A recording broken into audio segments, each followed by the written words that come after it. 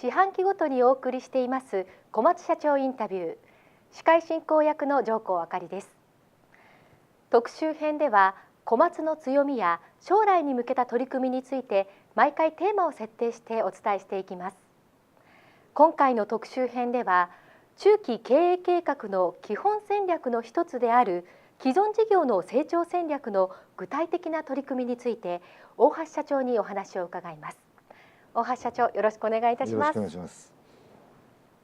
2013年4月に策定した中期経営計画では、企業価値向上のための3本柱として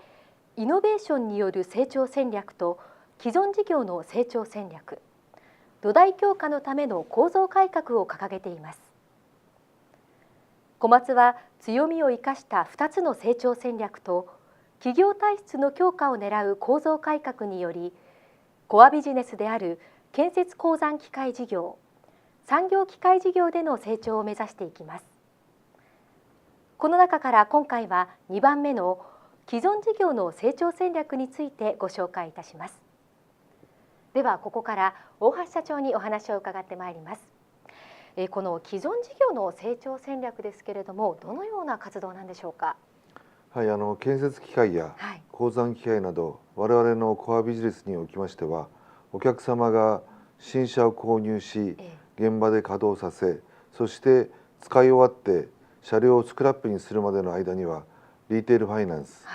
サービス、部品、レンタル、中古車などさまざまなビジネスが連鎖しております。それを我々は価値の連鎖、バリューチェーンと呼んでおります。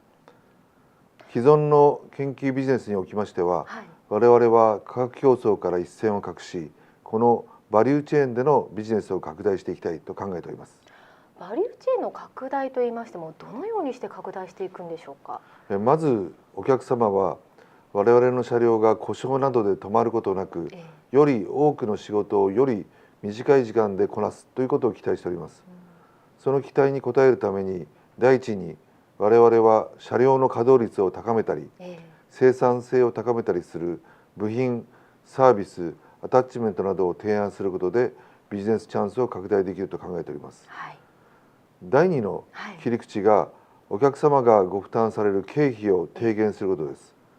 その際に非常に重要なのが、お客様のライフサイクルコストの把握でございます。ライフサイクルコストっていうのはどういうものなんでしょうか。はい、ライフサイクルコストというのは、車両の購入から中古車の売却、もしくはスクラップするという製品の一生を通じて発生する費用の合計を表しておりまして、トータル、でその中には本体の費用、修理、あるいはオーバーホールの費用、整備費、燃料代、オペレーターの費用、中古車の売却益などが含まれております。ライフサイクルコストにおいては、本体価格より本体購入した後に発生する費用の方がずっと高額でございます。そうなんですか。でライフサイクルコストをよく分析して、効果的にこのコストを下げる商品をご提案すれば、お客様のメリットも大変大きいと、そしてまた我々にとっても新しいビジネスチャンスになると考えます。そういう意味で、ライフサイクルにはリテールファイナンス、それからサービス、部品、レンタル、中古車の再販など、新車販売後に発生するビジネスが多くありまして、これらの分野でライフサイクルコストの分析、改善提案を切り口にしまして、ビジネスチャンスを拡大していくことが大事であります。その機械のライフサイクルコストというのは、お客様ごとに違うものなんですか。お客様によってそのライフサイクルコストは全く違います。使われる環境によって異なります。例えば中国では燃料費がライフサイクルコストの多分4割ぐらいを近く占めておりまして、燃費の良い商品というのが多分評価されると。2013年の2月にですね、私どもは燃費を大幅に改善した PC200-8M0 というものを中国で発売しまして、作業量と低燃費が両立されているということで、大変今評判をいただいております。つまりそのお客様にとって何が適切なのかをより細かく知っていくことが大切ということですかね。はい、その通りです。もっともっとお客様との関わりを深めて、機械が使われている現場に通じることがますます大事になってくると思っております。きめ細かくお客様のライフサイクルコストを知るということが大事ということでしたけれども、そのライフサイクルコスト自体はどのようにして把握されているんですか？これもなかなか難しいんですが、現場に行って直接現物をよく見るということはもちろん大事ですけども、我々はそれ以外にコムトラックスを使えるのが小松の強みだと思っております。コムトラックスを使いますと、お客様の現場や機械の使われ方、これを日々把握して現場の特性に合わせた機械の効率的な使い方や点検整備、あるいは消耗品の交換などを提案することができ、お客様にとって稼働率のアップや燃料費の削減にもつながると考えております。そうやって把握した情報から具体的にはどのような提案やサービスを行っているんでしょうか？例えば日本、アメリカ、ヨーロッパでは2011年から排ガス規制ティア4対応機種をこれを導入いたしました。このティア4機種の新車の購入の時点に付帯されるサービスプログラム小松ケアというのも合わせて開始いたしました。これはコムトラックスの稼働データをもとに、従来標準保証は1年だったんですが、これに加えまして無償のプログラムと有償プログラムで構成されましたメンテナンスやパワーラインの延長保証を組み込んでおります。お客様にとってはきめ細やかなメンテナンスで機械が長持ちすると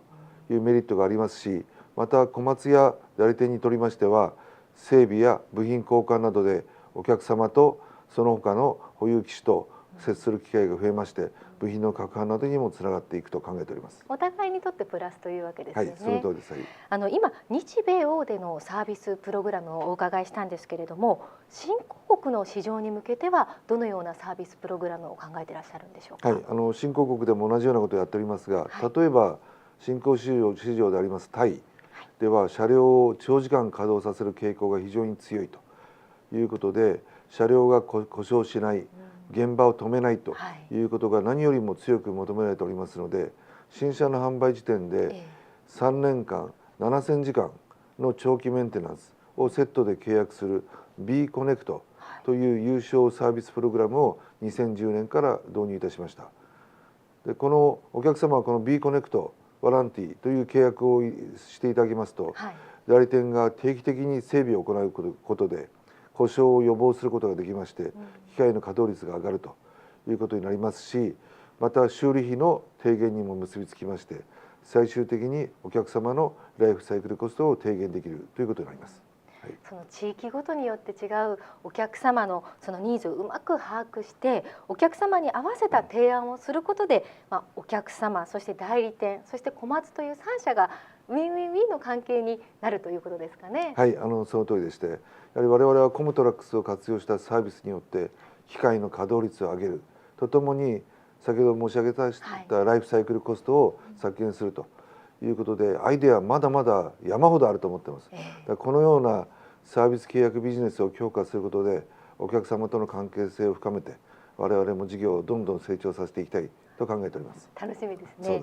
そしてこれらのサービスと並んで部品の重要性も高まっているというふうに伺ったんですけれども、部品事業の今後についてはどのように考えていらっしゃいますか？先ほどご紹介しましたように、新車の購入後も車両がしっかりと性能を発揮し続けるというためにはです、定期的な部品交換が不可欠でありますし、そういう面で今後アフターマーケット部品事業というのはさらに重要になってくると考えております。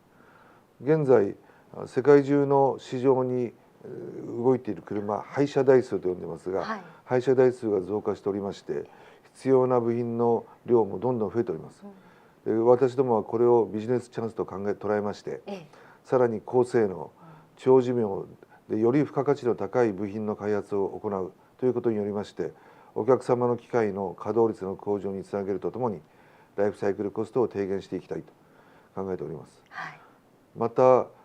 消耗部品、いわゆる足回りの部品だとか、バケットや爪、ツース、あるいはフィルターのようなものですが、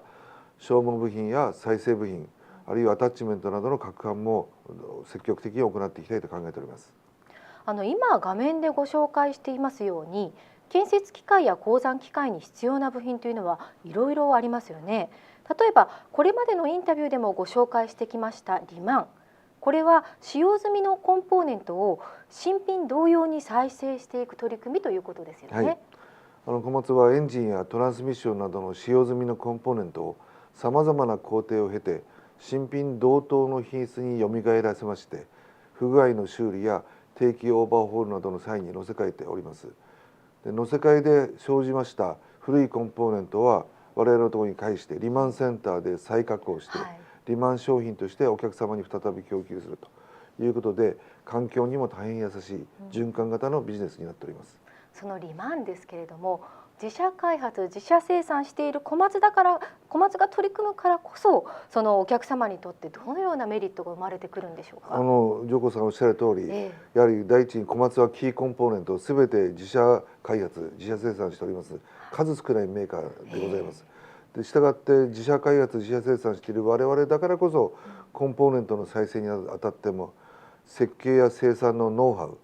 我々が培ったものを生かして、新品同様の品質あるいは性能というものを保証できるわけでございます。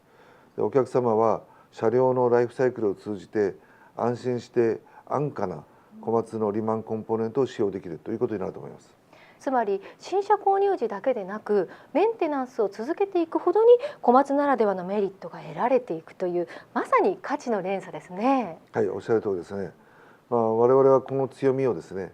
全世界で生かすためにグローバルなリマンの供給ネットワークを2007年から強化させまして、社内で拡大してきております。世界中のお客様に小松のリマンコンポーネントのメリットをご提供できる上、独自の迅速な供給体制を作ることによりまして、機械を止める時間を最小限にし、機械の稼働率を向上できると考えております。それはやはりメーカーならではの強みということが言えますよね。はい、同じようなことは我々消耗部品であります足回りの部品の攪拌でも同じことが言えると考えています。足回りというとどういうことになるんでしょうか。ブルドーザーや油圧ショベルなどのこのクローラ式の建設機械の足回り、これはさまざまな部品で構成されておりますけれども、小松はこれらの多くを自社開発自社生産して、主に日本、それから中国、インドネシアの工場からグローバルに供給しております。その足回りの部品ではどのようなビジネスに取り組んでいるんでしょうか。そうですね、一例としましては、お客様の現場をよく把握した上で、お客様の機械の使われ方に合った最適なカスタム部品というものを開発して供給しております。例えばお客様の現場の中には非常に硬い成分を含む土砂の上を走るために、すぐにこの足回りが摩耗するというようなことが起きて、頻繁に部品を交換しなければならなくなるケースもございました。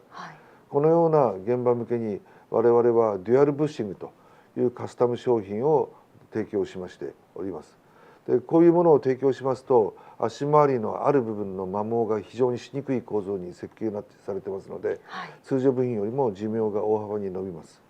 で通常部品に比べて平均で約2倍から3倍、最大で場所によっては5倍ぐらい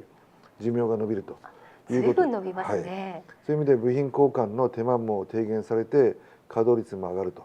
いうことになります。こういうデュアルブッシングというのは通常の部品よりももちろん高額ですけれども、過酷な現場では部品の寿命が長い分、全体のライフサイクルのコストが低減できると考えています。今日お話いろいろ伺っていますと、小松だからこそできることがたくさんありますね。その通りでございますね。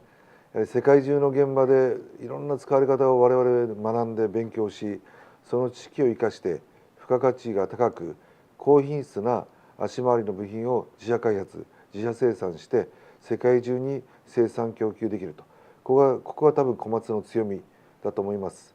今後も積極的にこのような付加価値の高い部品やアタッチメントの分野の事業拡大を進めていきたいと考えてございます。まだまだいろんな可能性がありそうですね。大橋社長、今日はどうもありがとうございました。